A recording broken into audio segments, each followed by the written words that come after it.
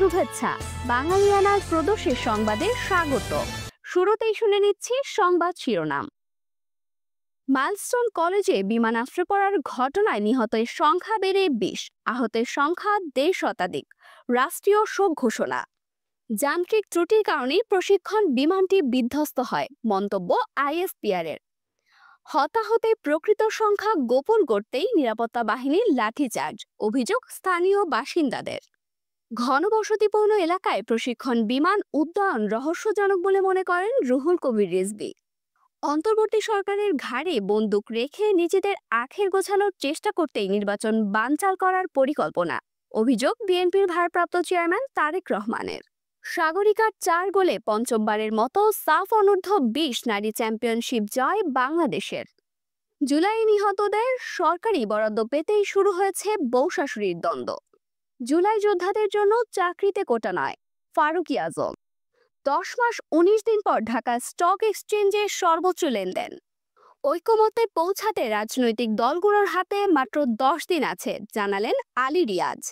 নিলামে তোলা হচ্ছে পুলিশের সাবেক মহাপরিদর্শক আইজিপি বেনজির আহমেদের ব্যবহৃত জিনিসপত্র, কমিটি গঠন আদালতের।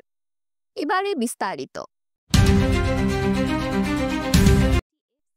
রাজধানীর উত্তরায় মাইলস্টোন স্কুল অ্যান্ড কলেজের ওপর আছড়ে পড়েছে বিমান বাহিনীর একটি F-7 BGI প্রশিক্ষণ বিমান।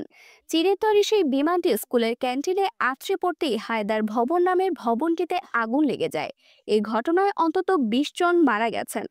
আহতদের জাতীয় burn and plastic surgery institute সহ বিভিন্ন হাসপাতালে ভর্তি করা হয়েছে। এখন পর্যন্ত আহতের সংখ্যা 1.5 শতাধিক। তবে স্থানীয়রা বহু হতাহতের আশঙ্কা করছেন। এই ঘটনায় আগামীকাল মঙ্গলবার রাষ্ট্রীয় শোক ঘোষণা করেছে সরকার। স্থানীয় এক ব্যক্তি বাঙালিয়ানাকে বলেন, অনেকজন মারা গেছে। কতজন মারা যেতে পারে আপনার কি কোনো ধারণা আছে? না, এটা তো এখনো আপনার হয় নাই। এটা আমি ভিতরে যে দেখলাম অনেক মারা গেছে, তারপরে আপনার অনেক মানুষ অ্যাম্বুলেন্সে নিতেছে। ঘটনাস্থলে উদ্ধার কাজ চলছে। একের পর এক দগ্ধদের ঢাকা মেডিকেল কলেজের জাতীয় বার্ন অ্যান্ড প্লাস্টিক সার্জারি ইনস্টিটিউটে নেওয়া হচ্ছে। এজন্য মেট্রো রেলের একটি করে কম্পার্টমেন্টকে শুধু রোগী পরিবহনের কাজে ব্যবহার করা হচ্ছে। হাসপাতালের দায়িত্বপ্রাপ্ত ব্যক্তিরা বলছেন, দগ্ধদের বেশিরভাগই শিক্ষার্থী, তবে তাৎক্ষণিকভাবে দগ্ধদের নাম পরিচয় জানা যায়নি। স্কুলের আশেপাশে ভিড় করছেন স্কুল পড়ুয়া, শিশুদের অভিভাবক, স্বজন ও উৎসুক জনতা। ঘটনাস্থলে থাকা লাকি আক্তার নামের একজন অভিভাবক বলেন, তার 2 সন্তানই এখানে পড়তেন। বড় সন্তানকে বের করতে পেরেছেন, তবে ছোট সন্তানকে এখনো খুঁজে পাওয়া যায়নি। তার সঙ্গে কোনো রকম যোগাযোগ করতে পারছেন না তিনি। ফেরদৌসী বেগম নামের আরেক অভিভাবক জানান, তার মেয়ে ভেতরে আটকা পড়েছেন। তিনি মেয়ের সঙ্গে কোনো ধরনের যোগাযোগ করতে পারছেন না। হিসাব বিজ্ঞান বিভাগের সহকারী অধ্যাপক সবুজ মিয়া বলেন, স্কুলের দোতলা ভবনের প্রবেশ মুখে বিমানটি বিধ্বস্ত হয়। তখন স্কুল ছুটি হয়ে গেছে। কিছু শিক্ষার্থী বের হয়ে গেছে, অনেকেই ভেতরে ছিল। বিমানটি বিধ্বস্ত হওয়ার পরপরই আগুন ধরে যায়। ঢাকার উত্তরাতে বাংলাদেশ বিমান বাহিনীর একটি F-7 BGI যুদ্ধ বিমান বিধ্বস্ত হওয়ার ঘটনায় আইএসপিআর জানিয়েছে, বিমানটিতে যান্ত্রিক ত্রুটি দেখা গিয়েছিল। বৈমানিক ফ্লাইট লেফটেন্যান্ট মোহাম্মদ তৌকির ইসলাম বড় ধরনের ক্ষয়ক্ষতি এড়াতে বিমানটিকে জনবহুল এলাকা থেকে দৌড়ে নেওয়ার সর্বাত্মক চেষ্টা করেন। তবে দুর্ভাগ্যজনকভাবে বিমানটি মাইলস্টোন স্কুল অ্যান্ড কলেজের একটি ভবনে বিধ্বস্ত হয়। বাংলাদেশ সেনাবাহিনী ঘটনার তদন্তে উচ্চ পর্যায়ের কমিটি গঠন করেছে। একই সঙ্গে আইএসপিআর জানিয়েছে, বিমান বাহিনী ও অন্যান্য সংস্থা উদ্ধার তৎপরতায় নিয়োজিত রয়েছে এবং হতাহতদের সার্বিক সহযোগিতা নিশ্চিত করা হচ্ছে। শিক্ষার্থীদের ওপর লাঠিচার্জের অভিযোগ। স্থানীয় বাসিন্দাদের অভিযোগ, দুর্ঘটনাস্থলে তারা উদ্ধার কাজে সহযোগিতা করতে চাইলেও নিরাপত্তা বাহিনী তাদের সে সুযোগ দেয়নি। মাইলস্টোন কলেজের শিক্ষার্থী এবং প্রত্যক্ষদর্শীদের দাবি, অনেকেই লাঠিচার্জ করে এবং জোরপূর্বকভাবে দূরে সরিয়ে দেওয়া হয়েছে। স্থানীয়দের মতে, ভবনের ভেতরে এখনো হতাহত ব্যক্তি থাকতে পারেন, যাদের উদ্ধার করাই ছিল তাদের প্রধান উদ্দেশ্য, কিন্তু নিরাপত্তা বাহিনীর বাধার কারণে তা সম্ভব হয়নি। এ বিষয়ে অনেকের অভিযোগ, হতাহতের প্রকৃত সংখ্যা গোপন করতেই নিরাপত্তা বাহিনী এলাকাটিতে কাউকে প্রবেশ করতে দিচ্ছেন না। তারা মনে করেন, স্বচ্ছতা নিশ্চিত করতে সকলের অংশগ্রহণ প্রয়োজন ছিল। ঘনবসতিপূর্ণ এলাকায় বিমান চালানোর প্রশিক্ষণ নিয়ে প্রশ্ন তুলেছেন বিএনপির সিনিয়র যুগ্ম মহাসচিব রুহুল কবির রিজভী। তিনি বলেন, বিমানবন্দরের পাশে কি ধরনের লোকালয় গড়ে উঠবে তা পরিকল্পনায় থাকা উচিত। ওই বিমান বিধ্বস্তের ঘটনায় চিকিৎসাধীন আহতদের দেখতে আজ বিকেল 5টার দিকে উত্তরার আধুনিক মেডিকেল কলেজ হাসপাতালে যান রুহুল কবির রিজভী। সেখানেই তিনি সাংবাদিকদের কাছে এ প্রশ্ন তোলেন। রুহুল কবির রিজভী সাংবাদিকদের বলেন, এই এলাকা ঘনবসতিপূর্ণ এলাকা। এই এলাকার মধ্যে বিমান প্রশিক্ষণ দিয়ে উড্ডয়ন করবে, এটা আমার কাছে রহস্যজনক মনে হয়। এই ধরনের ঘনবসতিপূর্ণ জায়গায় বিমানে প্রশিক্ষণ নেবে, এটা আমি কোনোভাবেই মেনে নিতে পারছি না। রিজভী বলেন, বিমানবন্দরের পাশে কি ধরনের লোকালয় গড়ে উঠবে তা পরিকল্পনায় থাকা উচিত। অন্তর্বর্তী সরকারের ঘাড়ে বন্দুক রেখে যারা নিজেদের খবরদারি বহাল রাখতে চায়, আখের গোছাতে ফায়দা নেয়ার চেষ্টা করছে, তারাই নির্বাচন বানচাল করার চেষ্টা করছে বলে অভিযোগ করেছেন বিএনপির ভারপ্রাপ্ত চেয়ারম্যান তারেক রহমান।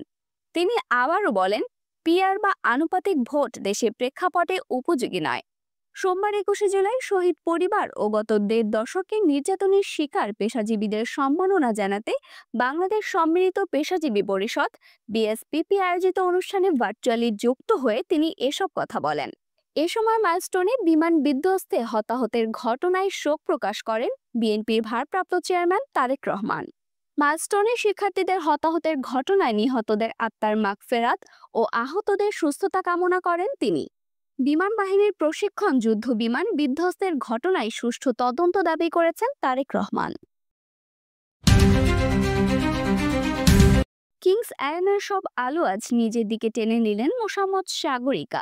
সাফ অনূর্ধ্ব 20 নারী চ্যাম্পিয়নশিপের অলিখিত ফাইনালে নেপালকে দর্শক বানিয়ে করেছেন একের পর এক গোল উদযাপন। ড্র করলেই চ্যাম্পিয়ন এমন সমীকরণের ম্যাচে বাংলাদেশ নেপালকে 4-0 গোলে হারিয়ে বয়সভিত্তিক সাফের শিরোপা ধরে রেখেছেন। 4টি গোলই করেছেন সাগরিকা। এই নিয়ে পঞ্চমবারের মতো এই প্রতিযোগিতায় চ্যাম্পিয়ন হয়েছে বাংলাদেশ। বাংলাদেশ অনূর্ধ্ব 20 দলের আগের 3টি ম্যাচে নিষেধাজ্ঞায় ছিলেন সাগরিকার দর্শক।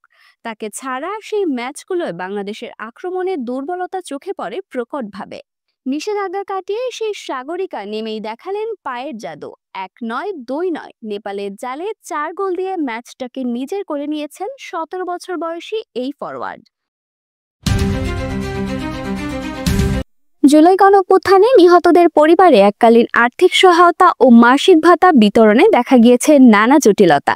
ফলে সহায়তা বিতরণ নিয়ে চরম পারিবারিক দ্বন্দ্ব তৈরি হয়েছে, যা সহায়তা কার্যক্রমকে ব্যাহত করছে, ভোগান্তিতে ফেলছে মুক্তিযুদ্ধ বিষয়ক মন্ত্রণালয়কে। ফলে বিলম্বিত হচ্ছে সরকারি সহায়তা কার্যক্রম। মুক্তিযুদ্ধ বিষয়ক মন্ত্রণালয় ও জুলাই গণঅভ্যুত্থান অধিদপ্তর সূত্রে জানা গেছে, শহীদ পরিবারের সদস্যরা নিজেদের মধ্যে বিভক্ত হয়ে গেছেন। সহায়তা নিয়ে দ্বন্দ্ব এতটাই তীব্র যে সংগঠিত হয়ে তারা দল বেঁধে মন্ত্রণালয়ে আসছেন, একে অপরের বিরুদ্ধে অভিযোগ তুলছেন। মন্ত্রণালয় সূত্রে জানা গেছে, মুসলিম পরিবারগুলোতে মুসলিম পারিবারিক আইন অধ্যাদেশ 1961 এবং হিন্দু ধর্মাবলম্বীদের ক্ষেত্রে হিন্দু উত্তরাধিকার আইন 1956 এর ভিত্তিতে সহায়তা বন্টন করা হচ্ছে। কিন্তু অনেকেই এই আইনি কাঠামো মানতে চাইছেন না। বিশেষত স্ত্রী যারা আছেন, নিহতদের বাবা মায়ের টাকায় ভাগ পাওয়া নিয়ে আপত্তি করছেন। মন্ত্রণালয়ের তথ্য অনুযায়ী সরকার জুলাই শহীদ পরিবারকে সঞ্চয়পত্রের মাধ্যমে মোট 30 লাখ টাকা এককালীন সহায়তা দিচ্ছে। এর মধ্যে গত অর্থ বছরে 10 লাখ টাকা এবং চলতি 2025-26 অর্থ বছরে 20 লাখ টাকা দেয়া হবে। এছাড়া পরিবারগুলো মাসিক 20,000 করে টাকা ভাতা পাবে। এখন পর্যন্ত 844 জনের শহীদের গ্যাজেট প্রকাশিত হয়েছে। মুক্তিযুদ্ধ বিষয়ক মন্ত্রণালয়ের উপদেষ্টা ফারুকী আজম বীর প্রতীক জানিয়েছেন, সরকার জুলাই যোদ্ধাদের জন্য সরকারি চাকরিতে কোনো কোটা চালু করছে না। সোমবার 21শে জুলাই সচিবালয়ে আয়োজিত সংবাদ সম্মেলনে তিনি বলেন, জুলাই যোদ্ধাদের পুনর্বাসনের জন্য প্রশিক্ষণ এবং আত্মকর্মসংস্থানের সহায়তা প্রদান করা হবে। তবে চাকরির জন্য কোটা বা ফ্ল্যাট বরাদ্দের বিষয়টি সরকারের পরিকল্পনায় নেই। তিনি আরও জানান, জুলাই যোদ্ধাদের প্রতি মাসে 20,000 করে টাকা অনুদান দেয়া হচ্ছে। তবে মুক্তিযোদ্ধাদের সঙ্গে তাদের কোনো তুলনা টানার কোনো প্রয়োজন নেই। আগামী 5ই আগস্ট জেলা পর্যায়ে জুলাই যোদ্ধা ও শহীদ পরিবারকে সংবর্ধনা দেয়া হবে এবং প্রতিটি জেলায় স্মৃতিস্তম্ভ নির্মাণ করা হবে। ডিএসইতে সূচক ও লেনদেন বেড়েছে। সোমবার 21শে জুলাই ঢাকা স্টক এক্সচেঞ্জে ডিএসই সব সূচক উত্থানে দিন শেষ হয়েছে। ডিএসইএক্স সূচক বেড়েছে 25.59 পয়েন্টে, দাঁড়িয়েছে 5219.62 পয়েন্টে। লেনদেন হয়েছে 860 কোটি 70 লাখ টাকার, যা গত 10 মাসের সর্বোচ্চ। মোট 396 কোম্পানির মধ্যে 117টির দর বেড়েছে, 124টি কমেছে এবং 55টির অপরিবর্তিত। বাজার মূলধন দাঁড়িয়েছে 6,97,278 কোটি টাকা, যা আগের দিন ছিল 6,91,910 কোটি টাকা। সংস্কার প্রশ্নে জুলাই মাসের মধ্যে ঐক্যমত্যে পৌঁছানোর জন্য যে আর মাত্র 10 দিন বাকি আছে, সে কথা মনে করিয়ে দিয়ে দ্রুততম সময়ের মধ্যে সিদ্ধান্ত নিতে রাজনৈতিক দলগুলোকে তাগিদ দিয়েছেন জাতীয় ঐক্যমত্য কমিশনের সহ সভাপতি আলী রিয়াজ। সোমবার রাজধানীর ফরেন সার্ভিস একাডেমিতে রাজনৈতিক দলগুলোর সঙ্গে দ্বিতীয় ধাপের সংলাপের 16 দিনের সূচনা বক্তব্যে একথা বলেন আলী রিয়াজ। তিনি বলেছেন, আগামী 10 দিনের মধ্যে দ্রুতই সিদ্ধান্ত গ্রহণ করতে হবে। দু একটি বিষয়ে এখনো আলোচনা বাকি আছে, সেজন্য 2-1 দিন বরাদ্দ করা যাবে, কিন্তু কিছু কিছু বিষয়ে সিদ্ধান্ত গ্রহণ ব্যতি রেখে অগ্রসর হওয়া যাবে না। দ্বিকক্ষ বিশিষ্ট সংসদ হবে কি হবে না সেটা আপনাদের মতামতের প্রেক্ষিতে কমিশন বিবেচনা করছে এবং আমরা আশা করছি কাল পরশুর মধ্যে আমরা এক জায়গায় আসতে চাই। পুলিশের সাবেক মহাপরিদর্শক আইজিপি বেনজির আহমেদের গুলশানের ডুপ্লেক্স ফ্ল্যাটে থাকা তার পরিবারের ব্যবহৃত জিনিসপত্র নিলামে তোলা হচ্ছে। ঢাকা মহানগর স্পেশাল জজ আদালত নিলাম কমিটি আজ গঠন করে দিয়েছেন। কয়েকদিনের মধ্যে সংবাদপত্রে বিজ্ঞপ্তি দিয়ে বেনজির ও তার পরিবারের সদস্যদের ব্যবহৃত জিনিসপত্র নিলামে তোলার ব্যবস্থা করা হবে বলে আজ সোমবার কমিটির এক বৈঠকে সিদ্ধান্ত নেওয়া হয়। কমিটি নিলাম প্রক্রিয়ার মানদণ্ড ঠিক করেছে এবং নিলাম প্রক্রিয়া প্রদর্শনের ব্যবস্থা নিয়েছে। ইতিমধ্যে সম্পদের জব্দ তালিকা তৈরি করা হয়েছে। দুর্নীতি দমন কমিশন দুদক শতাধিক কোটি টাকার অবৈধ সম্পদ অর্জনের অভিযোগে বেনজিরের বিরুদ্ধে মামলা করেছে।